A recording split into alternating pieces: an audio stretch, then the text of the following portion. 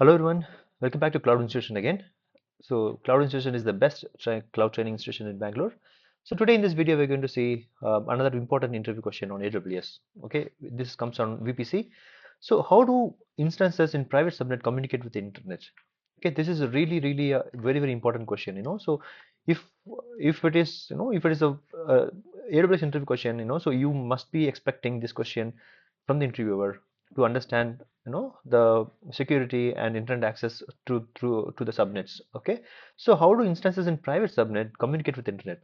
So as you know that private subnet will not have any internet gateway attached, but the instances in private subnet, how do they communicate with internet?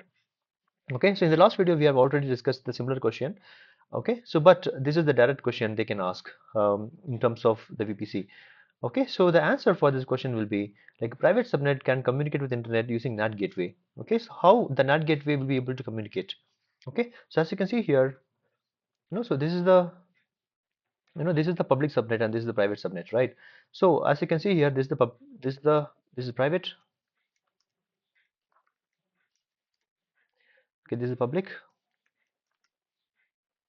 Okay, now what happens? So we have so we have one instances over here. This is the instance one, instance one. Okay, is the EC2 instance, right? So the instance one wanted to communicate to the internet. Okay, so how will the so this, let's say for example this is the internet. So let's say for example this is the internet. How this instance will be able to communicate with the internet?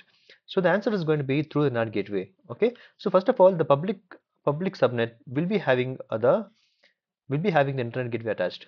Okay, so this is the internet gateway. Okay, so this is the internet gateway, and then it also attached with the NAT gateway.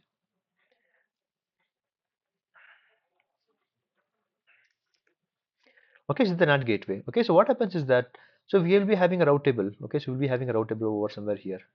Okay, okay, so this public subnet will be having a route to the route table, route to the route table. Okay, the route table will route the traffic to the internet. Okay, so now what happens? This instance one in private subnet will communicate with the NAT gateway. Okay, so the NAT gateway will be able to the route the traffic through the internet gateway, which has been attached to the public subnet. Okay, so then because it's already having a route, this route will be having another route through the internet. Okay, so this is how the internet will be routed through the private subnet to the internet. Okay, so all the instances will be able to communicate through the NAT gateway to the internet like this. Okay, so interviewer may also ask you about like so I have more instances in private subnet, or if you have a multiple private subnets, if you have a multiple private subnet, let's say for example this is also another private subnet. So with this private subnet will be able to communicate with NAT gateway.